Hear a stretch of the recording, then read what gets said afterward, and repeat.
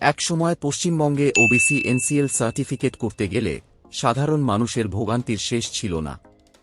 আবেদন করতে হলে সরাসরি এসডিও অফিসে গিয়ে লম্বা লাইনে দাঁড়াতে হতো এবং অফলাইনে ফর্ম ফিল আপ করতে হতো।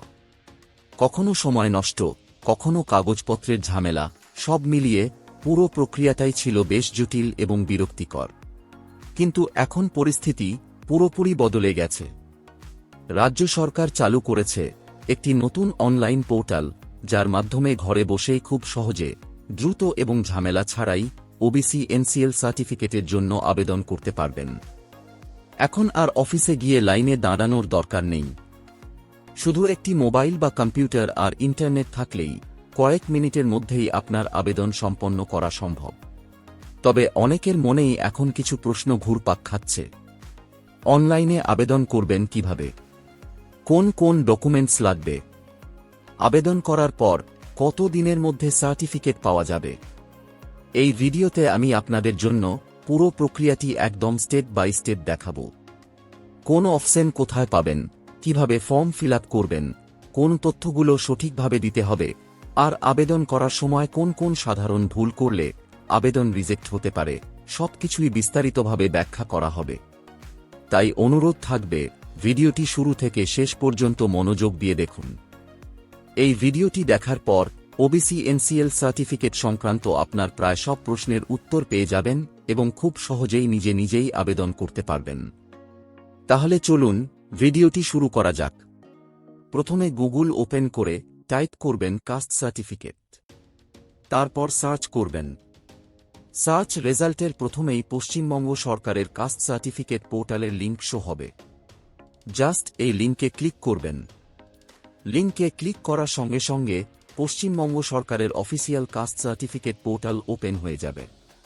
অথবা এই পোর্টালের লিঙ্ক ভিডিও ডিসক্রিপশনে দেওয়া আছে, লিঙ্কে ক্লিক করে ডাইরেক্ট এই পোর্টালে আসতে পারবেন।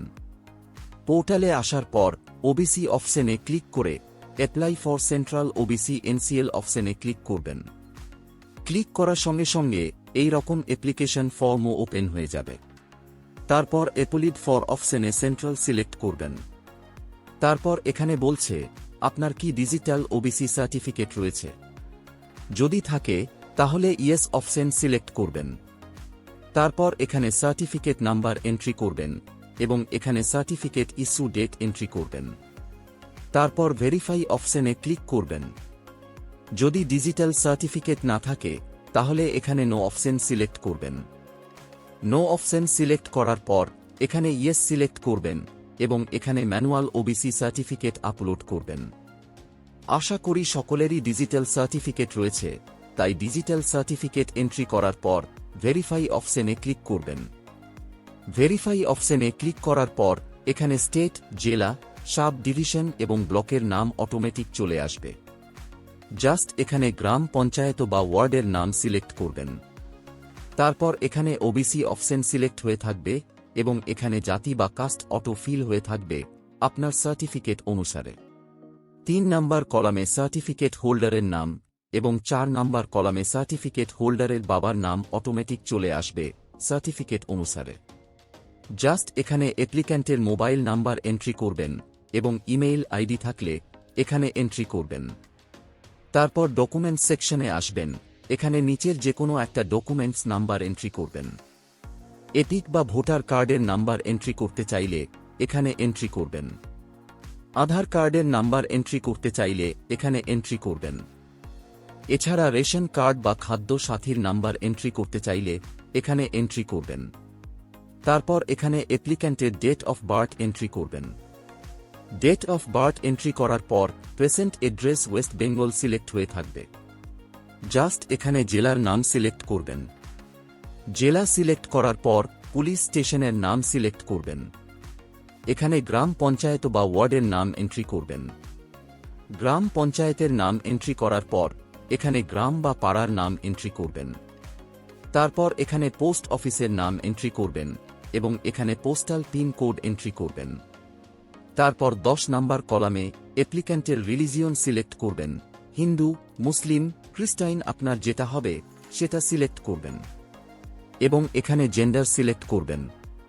তারপর 12 নাম্বার কলামে ভিডিও ইনকাম সার্টিফিকেট আপলোড করবেন পিডিএফ ফরম্যাটে এবং 13 নাম্বার কলামে আবেদনকারী কালার ছবি আপলোড করবেন জেপিজি ফরম্যাটে এবং 14 নাম্বার কলামে কি পারপাসে এনসিএল সার্টিফিকেট আবেদন করছেন তার একটা প্রমাণ আপলোড করবেন পিডিএফ ফরম্যাটে 100 কেবির মধ্যে।